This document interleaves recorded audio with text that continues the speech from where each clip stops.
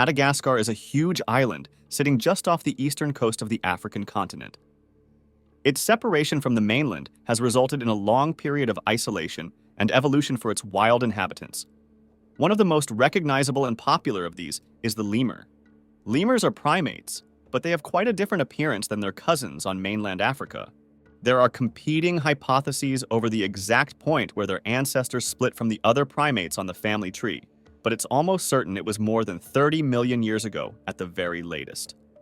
In the time since, they have adapted very well to their life in remote Madagascar. That is, until relatively recently. Humans arrived on the island between 1500 and 2000 years ago. From then, much of the land has been converted for human living and agricultural use, and the lemurs have been steadily losing ground since. 17 of the largest lemur species have already gone extinct, and the remaining population is in decline. According to the Lemur Conservation Network, lemurs are the most endangered group of mammals, with 98% of lemur species threatened and 37% are critically endangered. While the list of causes is extensive, new research by the University of Colorado Boulder suggests a past wave of unnatural competition introduced by waves of human arrivals has put more pressure on the natives than previously thought. The results of this study were published last month in the journal Folia Primatologica. As humans arrived on the island, they brought with them their pets, cats and dogs, and cats in particular managed to escape their human owners and have been quite successful taking up residence in the wilds of the forests. Today, the forest cats are well known among the locals, and though they look very much like standard kitties, they are very distinct from the still domesticated cats kept by people in their homes. The University of Colorado Boulder researched this phenomenon as well back in 2020.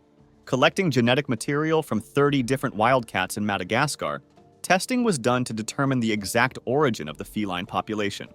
Genetics proved that the cats in the forests were simply the descendants of domesticated cats brought in from the area of the Arabian Sea and not related to any wildcat population in Africa. And along with dogs, these cats have found lemurs to be very easy prey in the wild, likely due to the lemurs not having had enough time to evolve defenses against the newly arrived predators. The extent to which this is happening was not fully understood before.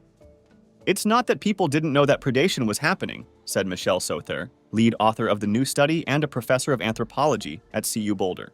But they've mostly been looking at other conservation priorities like the effects of deforestation. In 2003, researchers implanted a microchip into a lemur for tracking purposes. The lemur was recaptured in 2004, but then disappeared into the forest forever.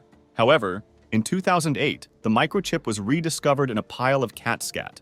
During the 2008 study, the research group kept running across dead lemurs and decided to investigate. Collecting 13 examples of predator attacks on lemurs, they determined that dogs or cats were probably responsible for at least 6 of them. Another 5 were either the result of a cat or an endemic Madagascar predator called the fossa, which may look somewhat cat-like, but is from an entirely different suborder of carnivora along with hyenas and mongooses. The researchers said they cannot determine exactly what percentage of predation are caused by which particular predator, but across all of the island, lemur populations are in decline. As was noted in the previous study of the cats themselves, this raises serious questions for officials in Madagascar. These forest cats offer scientists an opportunity to study how exotic species adapt into the ecosystem of a new habitat over a millennium. On the other hand, it is sometimes deemed necessary to eradicate an invasive species, or at least control its numbers in protected areas to preserve the native fauna. What happens from here will determine the future for one of Madagascar's most iconic furry residents. Don't stop here. Find out more. Visit the links in the description below for more in-depth information on the stories presented in this video. Or if you are a part of a wildlife organization doing something interesting right now, let us know in the comments.